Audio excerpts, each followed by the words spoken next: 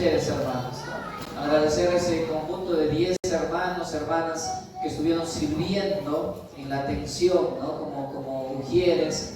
Me alegró mucho verlos ahí, ¿no? Se quedaron hasta tarde el domingo, ¿no? Limpiando todo, y realmente la gente se había ido, los pastores ya nos habíamos ido, pero el Señor estaba ahí todavía, ¿no? Contemplando su servicio, su sacrificio. Los músicos, ¿no?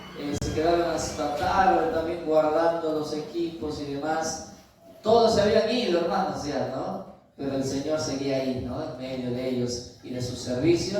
Así que a nombre de la iglesia, ¿no? En nombre del CDR, en nombre del CDN, gracias, hermanos, ¿no? Por su servicio, y que realmente el Señor nos haya deleitado en todo lo que se hizo esos días para la gloria de su nombre. Amén, hermanos. ¿Qué tal estuvo? Bonito, ¿no? Ya no vamos a vivir eso nosotros, ya no, hermanos, ¿no? Si es que el Señor no viene antes, los 200 años, el bicentenario, lo vivirán nuestros nietos, tal vez, ¿no? Calculando, o bisnietos, ¿no? Bisnietos. ¡Wow!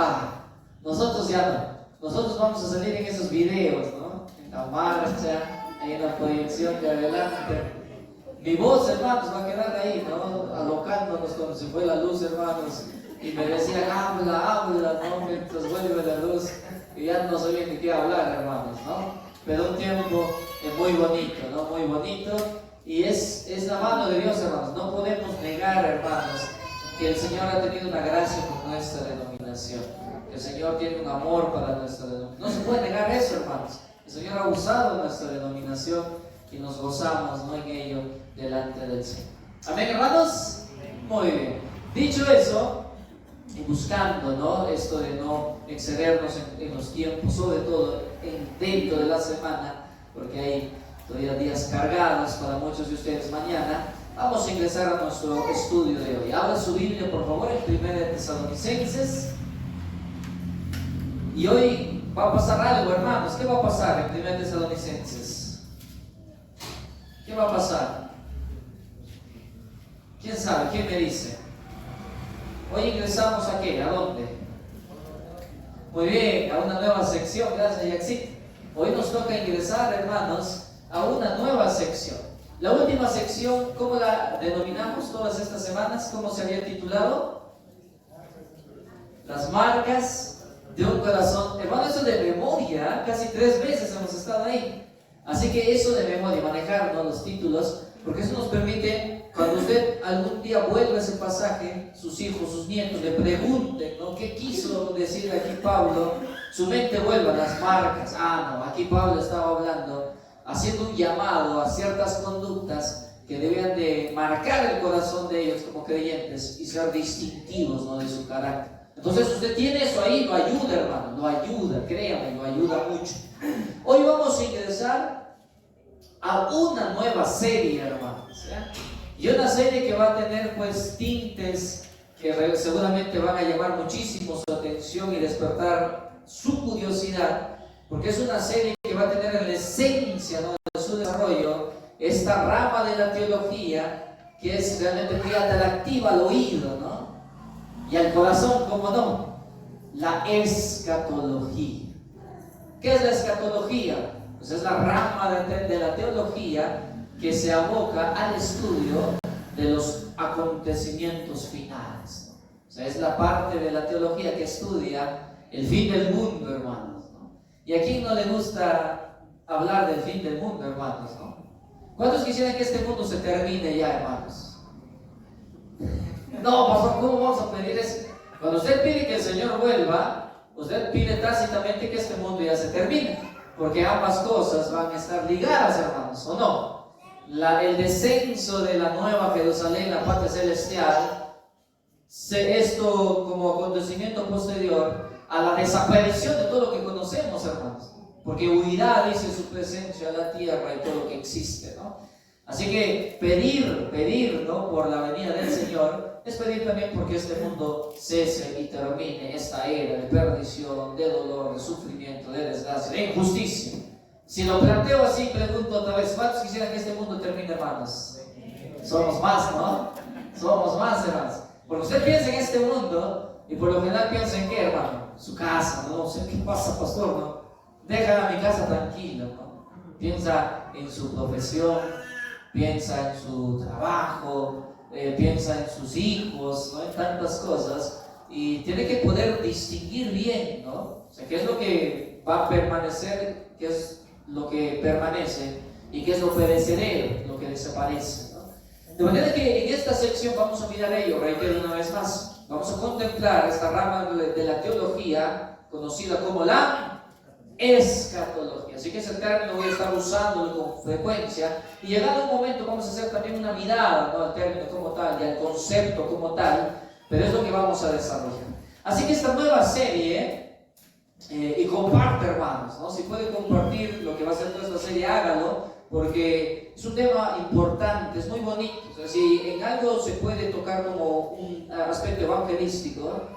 Si usted quiere presentar el evangelio de la escatología, es un muy bonito instrumento, ¿no?, para ello. Así que vamos a mirar una nueva serie. La serie se va a titular, póngalo ahí grande y de ahí construya todo lo que vamos a desarrollar a lo largo de estas semanas. La he titulado Conociendo la Esperanza Futura. Póngalo ahí, por favor.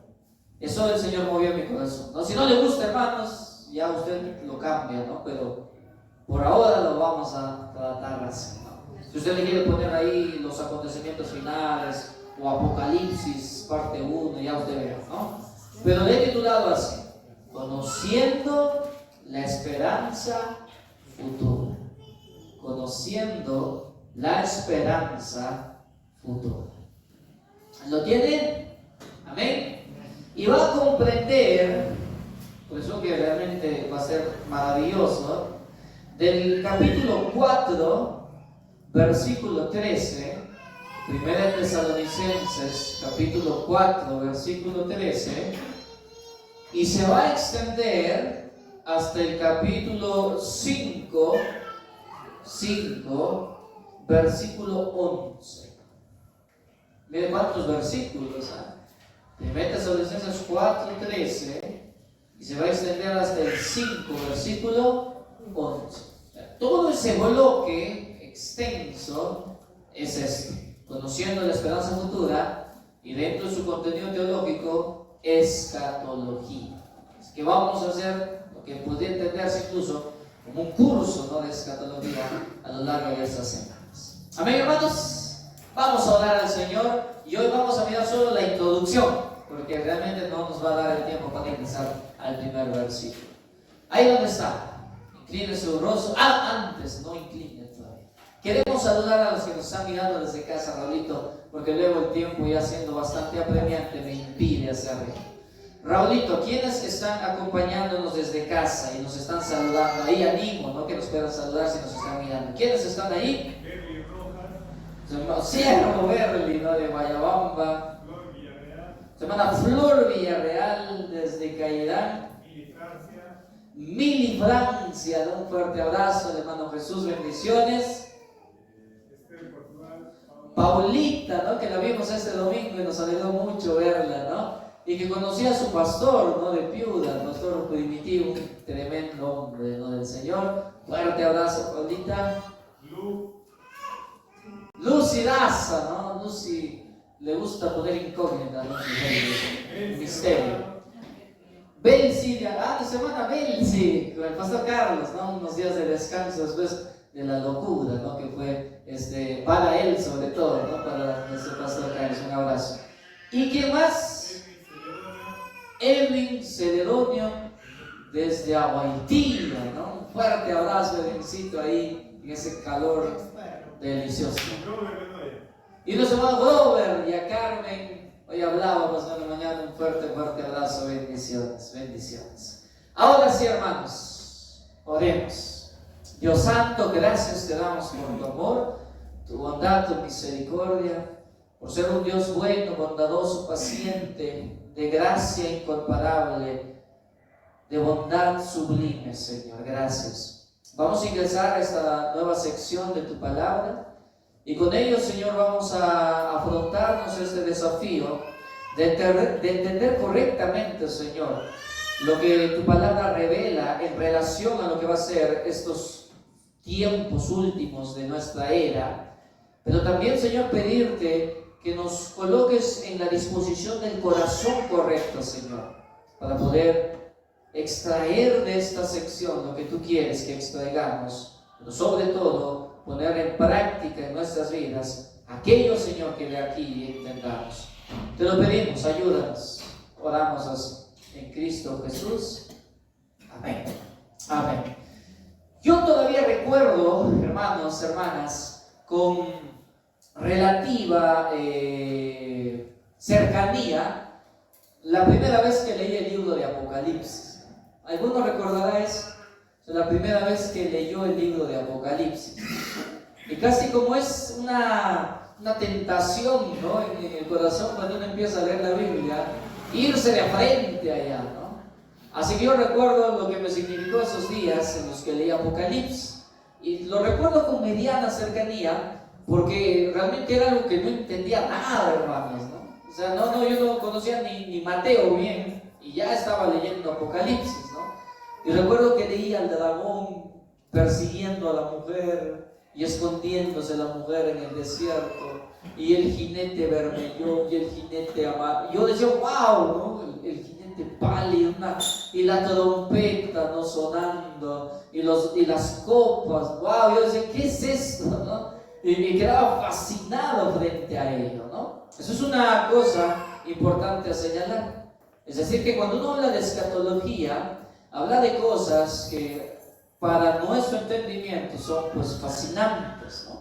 Cosa aparte, hermanos, y lo vamos a ir mirando en las semanas siguientes, que el lenguaje apocalíptico, que es un tipo de lenguaje literario, una especie de figura literaria, lo era en los tiempos de Pablo, era algo muy común en esa época, hermanos. O sea, escritos con contenido apocalíptico era algo bastante común, ¿no?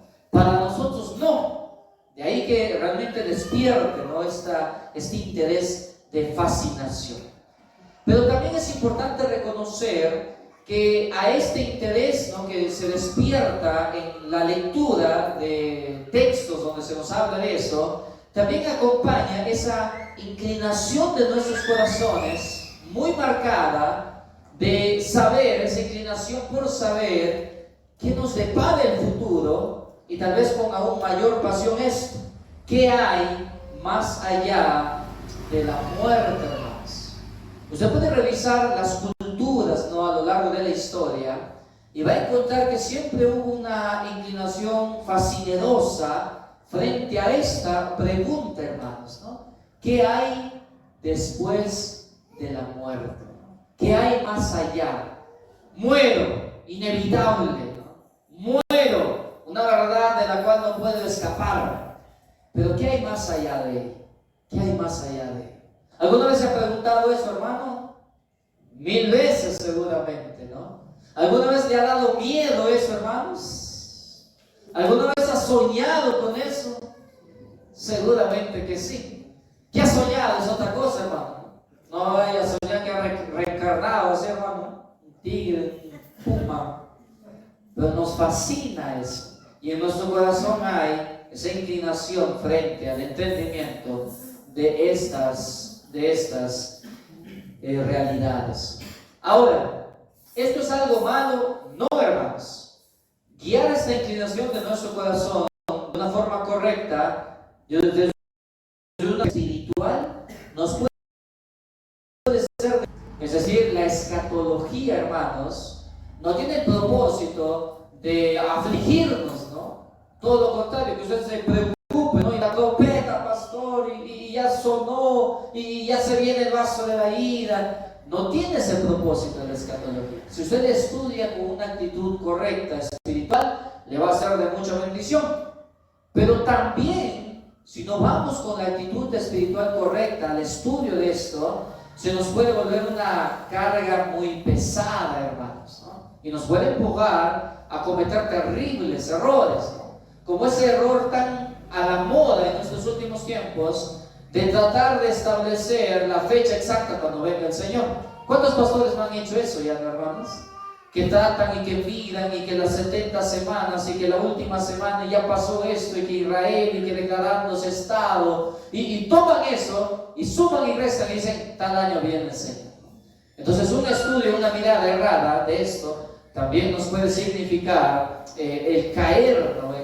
O el tomar una mochila muy pesada, porque por ejemplo en este aspecto puntual de cuándo viene el Señor, el mismo Señor Jesucristo dijo lo siguiente allá en Mateo capítulo 24 versículo 36. Mateo capítulo 24 versículo 36, cuando dice, el Señor está hablando de los últimos tiempos ahí, porque los mismos discípulos han introducido esto, ¿no? Que señales habrán, ¿no? Antes del fin. Y el Señor dice ahí, pero el día y la hora, 24:36, pero el día y la hora, que dice, nadie sabe, hermanos, ni aun los ángeles del cielo, sino solo mi Padre. Así que cuando yo quiero, en un acercamiento a la escatología, establecer qué día va a venir el Señor y doy fecha y hora y año, yo estoy cometiendo un terrible error, ¿no? Eso es un ejemplo extremo, pero que nos muestra, reitero, que si yo no mido de forma correcta esta rama de la teología, yo puedo cargar mi corazón, hermanos. Yo puedo cargar mi vida y yo puedo afligirme. ¿Amén? ¿Se entiende? Mira que está a su costado, ¿no? Porque se quiere ir todavía. Mírenlo, despiértalo por favor. ¿Qué te pasa? Dile. No le digas así, ¿eh? Dile, hermano, despierta con amor, dile, ¿no? Al toque estaban volteando a decirle eso, hermanos, ustedes, ¿no? ¿Estamos? ¿Están conmigo? Yo sé que es pesado miércoles, hermanos. Día de trabajo, mañana seguir trabajando, pero haga un esfuerzo conmigo, Ahora, la iglesia de Tesalónica, la iglesia de los tesalonicenses, estaba viviendo lo segundo, hermanos. Es decir, que este acercamiento que ellos habían tenido a esta disciplina de la teología había de alguna otra manera despertado en sus corazones ese interés, o sea, el interés por el entendimiento de esto, de los eventos finales. Sin embargo, no estaba esto siendo manejado de forma correcta. Había un evento que es el que tal vez mayor interés había despertado en sus corazones, que es el evento en escatología que se conoce como el arrebatamiento de la iglesia o el rapto de la iglesia. ¿Ha escuchado hablar de eso, hermano? Vamos a hablar de eso, ¿no? ¿Cómo será, no? A mí un texto que me afligía el alma era cuando y dos se acostarán, ¿se acuerdan, no? Y uno será llevado, ¿no? Yo decía, chalera, no puedo dormir con nadie, decía yo, ¿no? Y yo dormía con mi hermano ese tiempo, ¿no? No teníamos la misma cama. Así que decía, ¿quién se llevará el Señor? Decía, ¿no?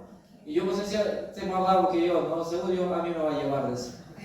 Y yo tenía esa terrible interpretación, ¿no? De que si yo duermo con alguien, uno nomás se va. Y ahora, si yo tuviera esa misma entendimiento errado, ahora estoy frito, hermano, ¿no? Porque ahora con quién duermo. Pues claro, ¿no? Y ella sí es mucho más santa que yo, que me quedo, hermano, ¿no? Imagínense. La iglesia de Tesalónica tenía esta carga en su corazón, ¿no? O sea, ellos se habían acercado a esta rama, a esta disciplina, y esto los había afligido de gran manera, principalmente en esto, ¿no? En relación al suceso del arrebatamiento, del rapto de la iglesia. Luego vamos a ver un poco más de a qué se debía esto. Ahora, esto luego había empezado a dar lugar a otras interrogantes que también se entienden de lo que Pablo va desarrollando. Preguntas como, ¿y qué ocurría con aquellos que morían antes del arrebatamiento? Porque en este intervalo de tiempo de ellos habiendo recibido la enseñanza y de esperar la venida del Señor, varios de ellos habían muerto. Así que ¿dónde iban ellos? ¿Dónde estaban sus almas? Eran interrogantes que se venían gestando en sus corazones. Pablo en esta sección va a responder ello, pero miren lo importante de esto. Y es que Pablo, y esto sí quiero que lo guarden en su corazón, va a responder a estas interrogantes, va a acercar sus mentes a esta rama de la teología, la escatología, pero lo va a hacer con una mente de teólogo sí, obviamente era un hombre que conocía la Escritura, pero lo va a hacer sobre todo con un corazón de pastor. Eso quiero que quede ahí señalado. Y si me alcanzan un par de pilitas, Raulito, por favor. Lo va a hacer, sí, lo va a hacer, reitero, con la mente de un teólogo, pero sobre todo con el corazón de un pastor. ¿Qué quiere decir eso? Que la intención de Pablo en esta sección, más que adoctrinar técnicamente en escatología a los hermanos de Tesalónica, Pablo va a procurar llevar consuelo y tranquilidad a sus corazones. Porque usted recuerda lo último que vimos en el capítulo 4. Pablo les dice: manténganse tranquilos, procuréis estar tranquilos. ¿Por qué? Porque habían perdido su tranquilidad. ¿Y por qué lo habían perdido? En gran medida por esto, porque ellos estaban afligidos frente al entendimiento de los últimos sucesos, o al comprender realmente qué iba a pasar con ellos o qué es lo que estaba pasando. Así que Pablo esta sección va a dirigirla más que a llenar de conocimiento sus mentes, a llenar de tranquilidad sus corazones. Y ahí usted tiene un tip precioso de cómo mirar la escatología, hermanos. O sea, la escatología no tiene el propósito de que usted llene su mente de tecnicismos y que luego se meta en debates airados, ¿no?, y apasionados sobre estos tecnicismos, sino que la escatología, gracias Rolito, tiene el propósito, hermanos, ¿de qué? De llevar paz y consuelo a nuestros corazones. La escatología, reitero, tiene el propósito de llevar consuelo y tranquilidad a nuestros corazones. Amén. Miren cómo Pablo nos muestra esto de forma tan clara. Versículo 18. Miren el versículo 18, 1 Tesalonicenses, capítulo 4, versículo 18. ¿Lo tiene, hermano? Amén. Ajá. ¿Lo tienen? Muy bien. ¿Qué dice? Dice así, ¿no? Por tanto, alentaos los unos a los otros con estas palabras. Note el propósito. Después de entregarles esa sección de teología, que les dice, después de esto, aliéntense. Que esto sea para ustedes aliento. Están intranquilos, están preocupados, están angustiados. Bueno, lean esto y luego aliéntense. Ese es el propósito de la escatología, hermanos, llevar el corazón a tranquilidad. Amén. Avancemos en esta introducción. Esto, reitero, es importante de señalar, porque muchas veces cometemos el terrible error de mirar la escatología, reitero, únicamente desde esa perspectiva intelectual o sensacionalista y a veces hasta controversial, y dejamos de lado el más grande tesoro que tiene la escatología, que es la presentación de principios que están relacionados a la esperanza y la fortaleza que debe tener toda aquella persona que piense en los tiempos finales a la luz de la Escritura. Dicho ello, habría que preguntar.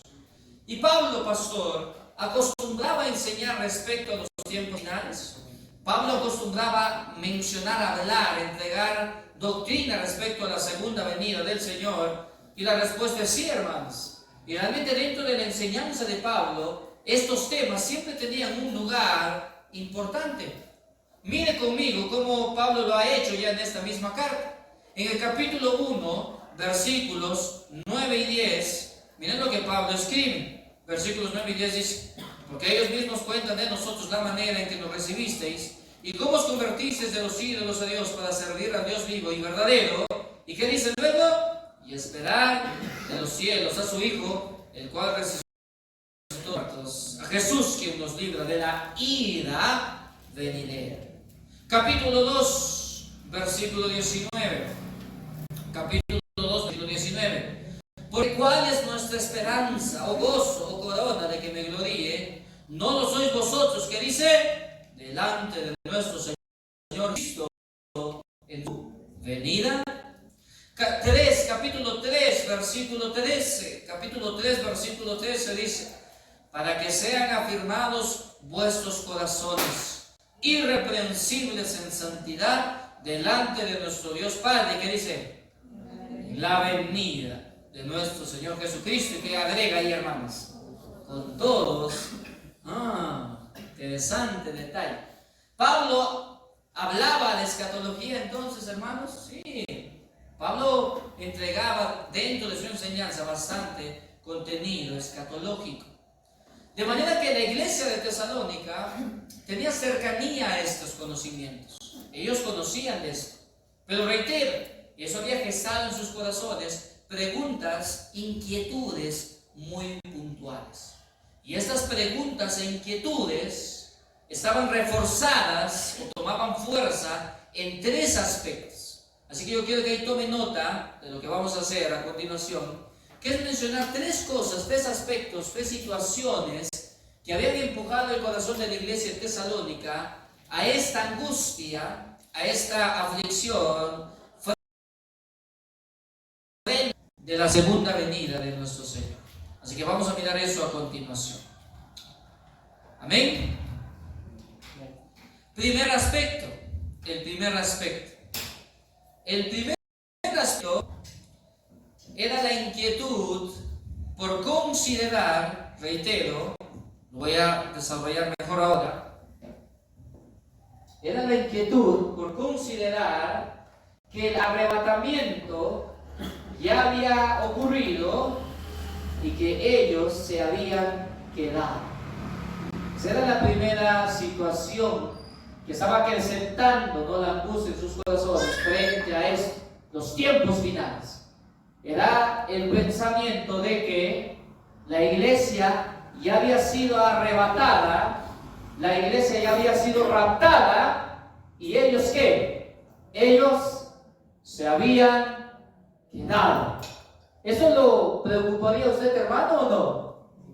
Imagínense que en este instante viniera el Señor Jesucristo y desaparecemos. Y casi como que la imagen ahí que tenemos por películas es que desaparecemos y ¿qué queda? Nuestra ropa, ¿no? ¡Pum! Se cae ahí, ¿no? Y desaparecemos, claro. Y usted mira y se han ido todos y usted sigue sentado ahí. ¿Cómo se sentiría, hermano? Se diría, bueno, ¿no? ¿Qué voy a hacer? Así lo quiso el Señor. Así sería, hermano. Usted se quedaría en shock ahí y se tiraría al suelo suplicando misericordia. Porque si usted tiene mediano conocimiento en escatología, usted sabe lo que se viene, hermano, ¿no? Sabe lo que se viene. Imagínense cómo se sentían ellos, hermanos, que miraban el arrebatamiento como un suceso que probablemente ya había ocurrido y que no habían sido ellos para esto. Ahora, ¿en qué ellos se basaban para creer tal cosa? La respuesta es esta. Ellos consideraban que el arrebatamiento ya había ocurrido y ellos habían quedado por el contexto de tribulación que ellos estaban viviendo. Contexto de tribulación que ellos relacionaban con este otro suceso que recibe el nombre del día del Señor. Desde el Antiguo Testamento tiene ese nombre. O el día de la ira del Señor. Pero eso lo voy a explicar un poco más. Vamos a ver el pasaje donde vemos la tribulación que realmente estaban viviendo ellos. Retroceda al capítulo 3, por favor.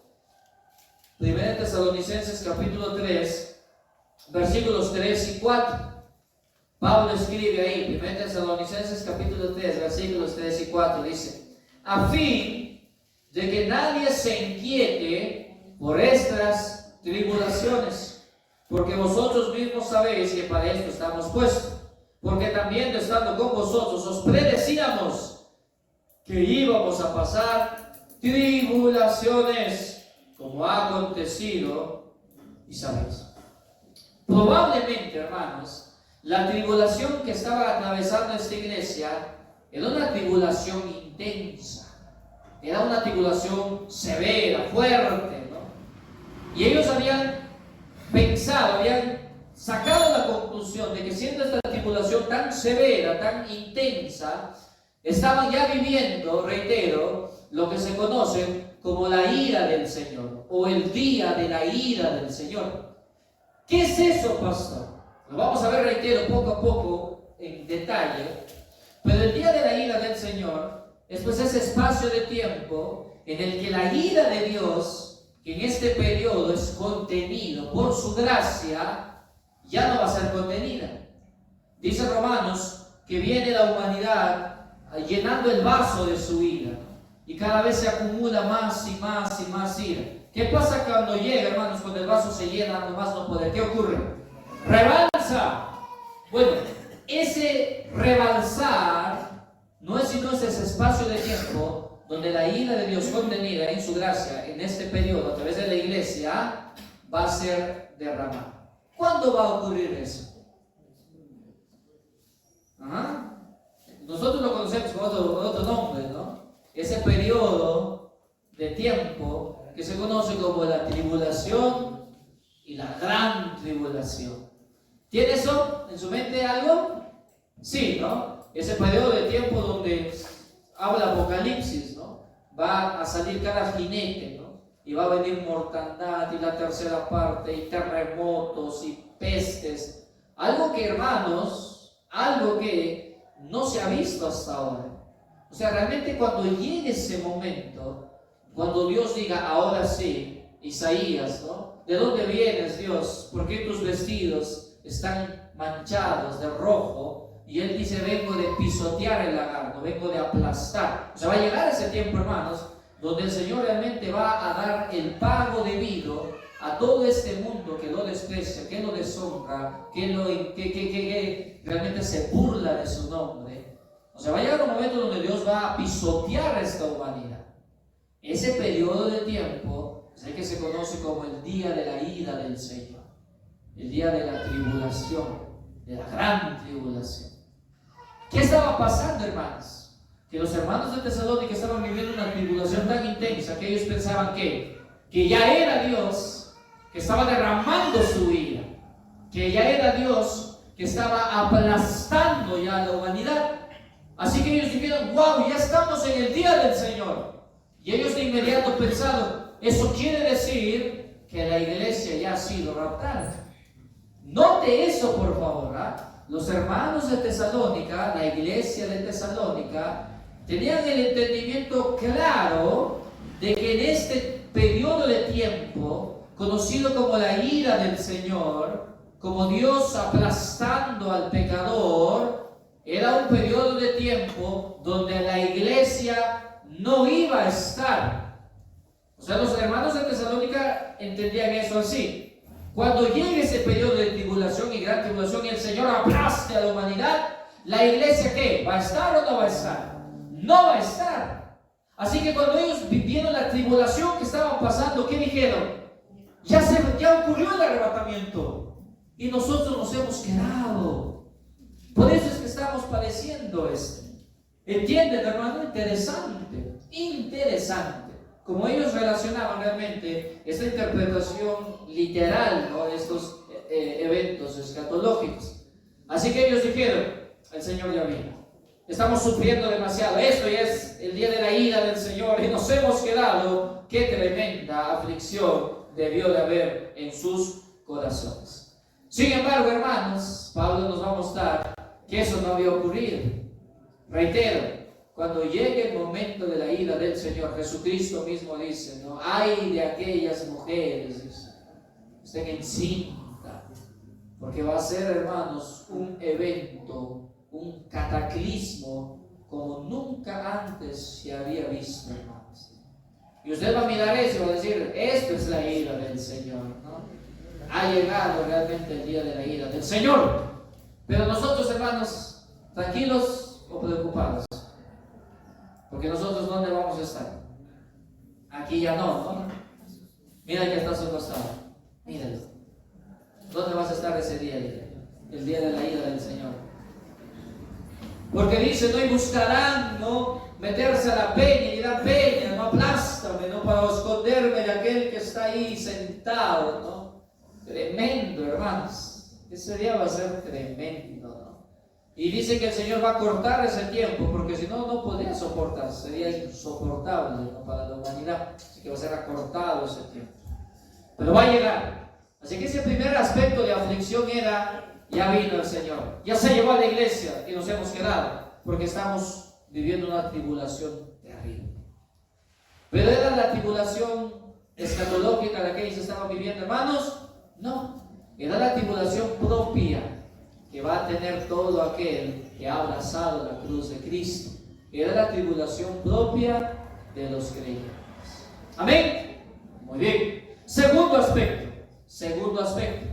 Una segunda cuestión que estaba alimentando la inquietud de sus corazones y que tal vez era intensa también en sus vidas, era pues aquella que estaba ligada a las terribles falsas enseñanzas que muchos falsos maestros habían empezado a entregar en medio de esta iglesia.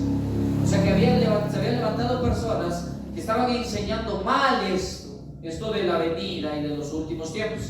Es por ello que la segunda carta que Pablo le escribe a esta iglesia, vaya segunda de Tesalonicenses, capítulo 2, versículos 1 y 2, segunda de Tesalonicenses, capítulo 2, versículos 1 y 2, el apóstol Pablo escribe: pero con respecto a la venida de nuestro Señor Jesucristo y nuestra reunión con Él, os rogamos, hermanos, que no os dejéis mover fácilmente de vuestro modo de pensar, ni os conturbéis ni por espíritu, y que dice luego, ni por palabra. O sea, alguien les estaba enseñando mal y los estaba perturbando en este tema. Ni por carta, como si fuera nuestra, estaban adoctrinándonos por medio de cartas falsificadas, falsas, en el sentido de que el día del Señor está cerca. Así que un segundo aspecto que estaba llenando de inquietud el corazón de estos hermanos era que falsos maestros que estaban enseñando mal, ¿no?, en relación a la segunda venida del Señor. Y finalmente, la tercera cuestión que estaba alimentando la inquietud en sus corazones, y que era tal vez una de las más intensas, era aquella que estaba relacionada con la muerte de varios de sus hermanos en ese periodo. Algo que ya había mencionado, que desde que Pablo les enseñó escatología hasta el momento en el que probablemente a través de Timoteo le hacen llegar estas inquietudes al corazón del apóstol, en ese periodo de tiempo, ¿qué había pasado? Que varios hermanos habían muerto, varios cristianos habían muerto. Así que habían preguntas ahí importantes, hermanos. Porque usted sabe que cuando nosotros mudamos, ¿qué va a pasar con este cuerpo? ¿Dónde va este cuerpo? Del polvo saliste y al polvo. Esto vuelve al polvo, hermanos, ¿no? Pero sabemos que cuando estemos en el cielo, no vamos a hacer almitas flotando, ¿no? Con su especie de sábanas, con ojitos, ¿no? Así no vamos a estar en el cielo, hermanos. ¿Cómo vamos a estar en el cielo? Con cuerpos. Solo que con cuerpos ya no como estos vendidos al pecado, sino con cuerpos glorificados. Así que ahí usted tiene una pregunta importante. Mi hermano que ha muerto, ¿cuándo va a recibir su cuerpo glorificado? ¿Cómo va a ser eso? ¿Ya tiene? ¿Ya no tiene? ¿Le han dado medio cuerpo y después la otra mitad? ¿Cómo es eso? Era una pregunta en sus corazones. Otra pregunta era, ellos, los hermanos que han muerto ya no van a ser parte del arrebatamiento, ¿o sí? Y si ya no son parte del arrebatamiento, quiere decir que ellos ya son como que cristianos de segundo nivel, porque los que van a ser arrebatados, wow, qué tremendo, ¿no? Imagínate eso, ascendiendo ahí a la presencia del Señor. Ellos ya no. Entonces es como si ellos no fueran tan valiosos ya como nosotros los arrebatados. Otra pregunta. Morir entonces antes del arrebatamiento era una especie de castigo de Dios, porque si Dios me mataba antes, me quitaba la vida antes del arrebatamiento, era Él privándome de esto tan precioso, porque esta iglesia quería ser arrebatada.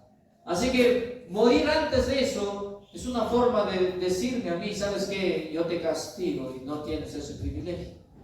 Entonces estas preguntas se habían gestado en sus corazones, reitero, frente a esto, hermanos que habían muerto ya y de quienes ellos no tenían conocimiento certero de dónde estaban, de qué estaban haciendo y de dónde iban a estar cuando el Señor volviera por segunda vez. Porque cuando el Señor vuelve por segunda vez, hermanos, hay dos grupos. Los creyentes que están muertos y los creyentes que están vivos. ¿Cómo va a ser eso? Eso estaba como interrogante en sus corazones. Bueno, termino. Pablo va a responder eso en esta sección. Y nos va a trasladar, hermanos, a esta esfera fascinante, ¿no?, de la escatología. De entender que así como Dios creó la tierra, así Dios la va a destruir, ¿no? Así como Dios un día dijo, sea la luz, así Dios dirá algún día, sea deshecha la tierra y sea creada, ¿no?, este nuevo lugar donde vamos a recibir con Él en gracia. En esta sección vamos a mirar. Y vamos a dividir esta sección, hermanos, en 3 puntos. Y con esto quiero terminar. Que usted tome nota de los 3 puntos en los que vamos a dividir esta sección a partir de este punto. El primer punto se va a titular Llamados a conocer nuestra esperanza. No olvide el título principal de la serie, Conociendo la esperanza futura. El primer punto va a ser Llamados a conocer nuestra esperanza. El segundo punto, detalles teológicos de nuestra esperanza. Detalles teológicos de nuestra esperanza. Y el tercer punto, la seguridad detrás de mi esperanza. La seguridad detrás de mi esperanza. ¿Lo tienen, hermanos? Amén. Llamados, detalles y la seguridad detrás de nuestra esperanza. ¿Lo tiene, hermano? Amén. Dígame amén. El último es detalles teológicos de nuestra esperanza. Más despacio, ¿no?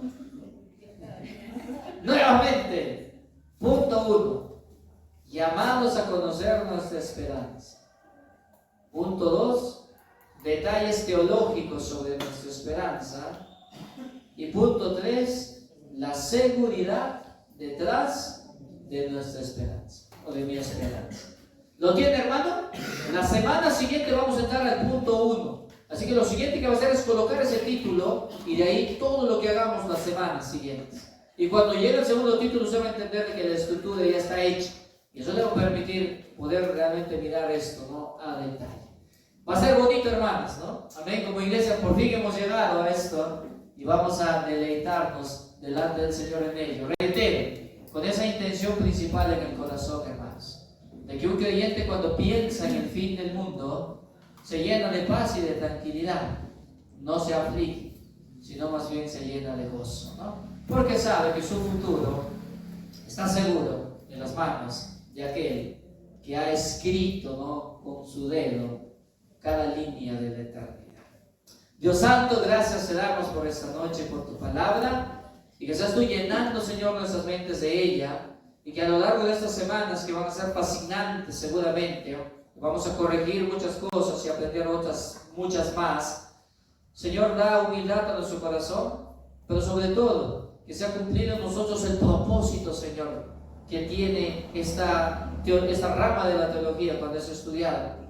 Que no es llenar mi mente, Señor, de datos o tecnicismos, sino llenar mi corazón de esperanza. Gracias te damos y oramos agradecidos por él. En tu nombre, Cristo. Amén. Amén, hermanos. Amén. Muy bien.